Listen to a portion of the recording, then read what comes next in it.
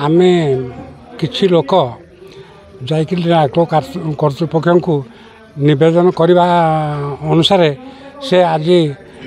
माने सफल रूपायन कर नालको कर्तृपक्ष को मु आंतरिक धन्यवाद दूसरी।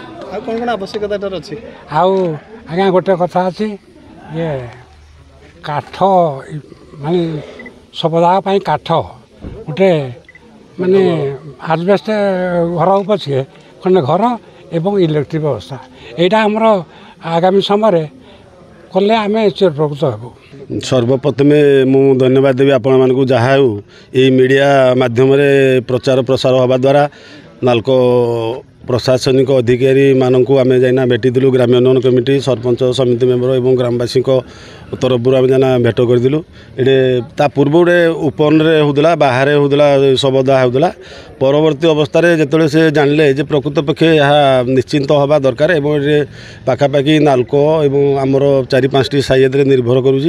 जो द्वारा वर्षा दिने ना नथिबार असुविधार सम्मुखीन होते यहाँ हृदयगम कर नालकोर प्रशासनिक अधिकारी आमर से थे आमर सारे जो जीजीएम शुभेन्दु कुमार नायक तत्क्षणात आम प्रतिश्रुति देले खूब शीघ्र मु पदक्षेप नौजी जो भाई भाव में गोटे संसार एक उन्नति धरण संसार घाट करवा एवं ईडी को मो तरफ अनुरोध करदेली आसीना उद्घाटन करने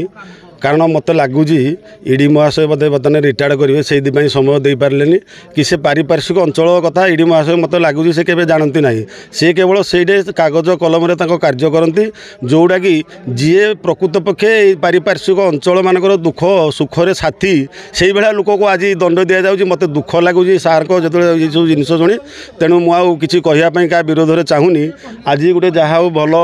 गोटे मध्यम तत्व विधान रे जो इंजीनियर माने आज आमको साहाय्य सहयोग कर आम ग्राम्य उन्नयन कमिटीर सभापति वंशीधर प्रधान सरपंच सविता महालिक एवं समिति सभ्या पमिता बेहेरा तांको माध्यम तत्व अवधान ये सब कार्य होती तेणु ग्राम्य उन्नयन कमिटी एवं आम पंचायतर समस्त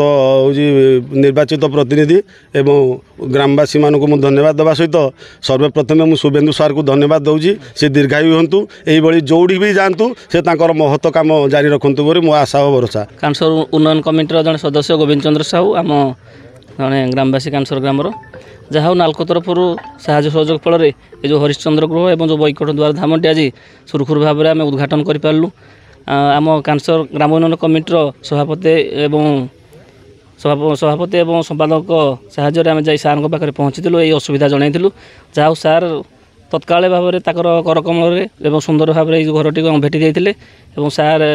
उद्घाटन ये घरटी करते आउ नालको अधिकारी मानक आउ गोटे मैं अनुरोध करी आम कानसर ग्राम 0 किलोमीटर रेडियस अवस्थित किंतु बाहर ग्राम लोक मैंने आसिले कहते तुम्हें नालको तले थाई कि तुम ग्राम केमी एते कम्युनिकेशन प्रोब्लेम माने जहाँकि बहुत गुड़े रास्ता कम्युनिकेट हो पारनी माने पिचु रास्ता हो पारनी कादुओ फादुओ एमती अच्छी एमती गुड़ाए रास्ता तेणु सार मान को अनुरोध करी नेक्स्ट स्टेप रे से रास्ता गुड़ी को केमती आम कनेक्ट कर तेणु उपरिस्थ अधिकारी मानक नालको अधिकारी मानक मुझे अनुरोध करुँची से जो रास्ता गुड़ी को आम केमती कनेक्टिंग करें कहीं बाहर लोक मान द्वारा आम